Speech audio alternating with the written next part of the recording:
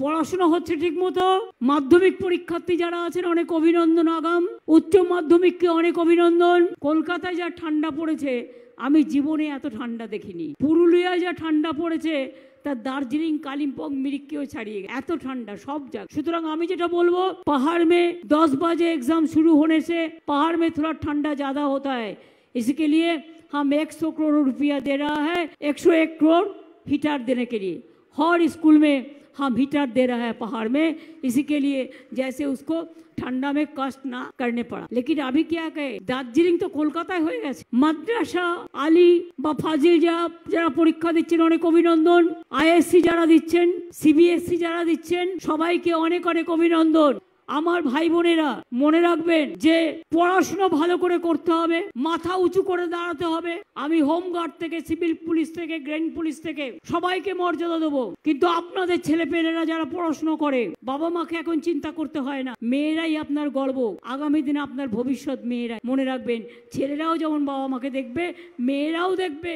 নমস্কার বন্ধুরা, 2রা ফেব্রুয়ারি থেকে শুরু হয়ে যাচ্ছে মাধ্যমিক পরীক্ষা এবং সেই মাধ্যমিক পরীক্ষার আগে আমাদের রাজ্যের মাননীয় মুখ্যমন্ত্রী মমতা বন্দ্যোপাধ্যায় বিশেষ কিছু ঘোষণা করে দিয়েছেন।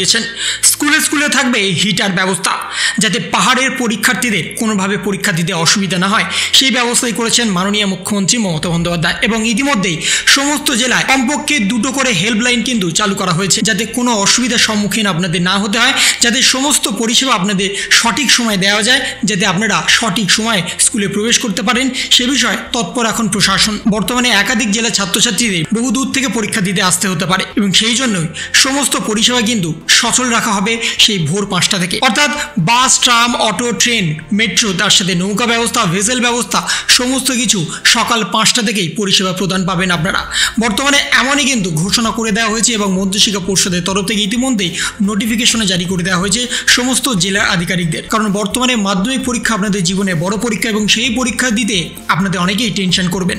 তাই বর্তমানে টেনশন মুক্ত কোনোভাবেই কিন্তু এই মুহূর্তে করা সম্ভব নয়, কিন্তু পরিষেবা যদি ঠিকঠাক সময়ে আপনারা পেয়ে যান তাহলে আপনাদের পরীক্ষাটি কিন্তু ভালোভাবে দেওয়া সম্ভব হবে। সেই বিষয়ে কিন্তু ইতিমধ্যেই আশ্বস্ত করেছেন রাজ্য প্রশাসন এবং মধ্যশিক্ষা পর্ষদ এবং উচ্চ মাধ্যমিক শিক্ষা সংসদের তরফ থেকে। উচ্চ মাধ্যমিক পরীক্ষা 16ই ফেব্রুয়ারি থেকে শুরু হবে, কিন্তু তার এখন দেরি আছে, কিন্তু তার আগে হবে মাধ্যমিক পরীক্ষা। এবং মাধ্যমিক পরীক্ষা এবছর কম বেশি কিন্তু সবাই পাস করবেন। যদি আপনারা দুর্বল স্টুডেন্ট হয়ে থাকেন, শুধুমাত্র আপনাদের 25 নাম্বার পেতে হবে। সেটা প্র্যাকটিক্যাল এবং থিওরি উভয় পেপার মিলিয়ে কিন্তু 25 নাম্বার। অর্থাৎ প্র্যাকটিক্যাল যে হয়ে গেছে সেখানে আপনাদের 10-এর মধ্যে 8 বা 9 আপনারা ইতিমধ্যেই পেয়ে গেছেন। শুধু থিওরি পেপারে যদি আপনারা এমসিকিউ করে আসেন সেক্ষেত্রেও কিন্তু আপনারা অনায়াসে পাস করে যাবেন। এটা শুধুমাত্র যারা দুর্বল স্টুডেন্ট বা যারা এখনো পর্যন্ত সিলেবাস শেষ করতে পারেননি, শুধু তাদের জন্যই বলা। কিন্তু যারা ভালো স্টুডেন্ট আছেন বর্তমানে, তাদের ইতিমধ্যেই সমস্ত সিলেবাস শেষ হয়ে গেছে, তারা ইতিমধ্যেই প্র্যাকটিসও করছে এবং তাদের সিলেবাস রিভাইজও তারা দিচ্ছে। কিন্তু বর্তমানে একাধিক ছাত্রছাত্রী যেহেতু বহু দূর থেকে পরীক্ষা দিতে আসবে, সেই জন্য আপনাদের ভোরবেলাতেই বাড়ি থেকে বেরোতে হবে। তা না হলে কিন্তু আপনারা স্কুলে প্রবেশ করতে পারবেন না। এবং তার সাথে আপনাদের শিক্ষকদের কিন্তু টাইম পরিবর্তন করা হয়েছে। তাদের স্কুলে সকাল 8টার মধ্যেই ঢুকতে হবে। এতদিন পর্যন্ত তাদের টাইমিং ছিল 8টা থেকে স্কুলে প্রবেশ করা, কিন্তু এখন টাইমিং বদলে দেওয়া হয়েছে এবং তাদের স্কুলে প্রবেশ করতে হবে সকাল 8টার মধ্যে। অর্থাৎ আপনারা বুঝতেই পারছেন, আপনাদের থেকে আপনাদের শিক্ষকদের আরও ভোরবেলা বাড়ি থেকে বেরোতে হবে। কিন্তু বর্তমানে সমস্ত রুটিন যেহেতু পরিবর্তন করা হয়ে গেছে, এখন কিন্তু আর নতুনভাবে রুটিন পরিবর্তন করা যাবে না এবং ইতিমধ্যে সেটা জানিয়ে দিয়েছে সরাসরি কলকাতা হাইকোর্টের তরফ থেকে। তাই যে পরিষেবা আপনাদের প্রদান করা হবে সেই পরিষেবা সঠিকভাবে পেতে আপনাদের কিন্তু হেল্পলাইন নাম্বার অত্যন্ত প্রয়োজন। এবং সেই হেল্পলাইন নাম্বার কোথায় পাবেন, কি করে পাবেন, তার ভিডিও কিন্তু ইতিমধ্যে দেওয়া আছে চ্যানেলে। আপনি কিন্তু চাইলে আপনাদের নিজের জেলার সরাসরি হেল্পলাইনটা নিয়ে রাখতে পারেন এবং কোনো অসুবিধার সম্মুখীন হলে সরাসরি ফোন করে আপনারা কিন্তু সাহায্য নিতে পারবেন।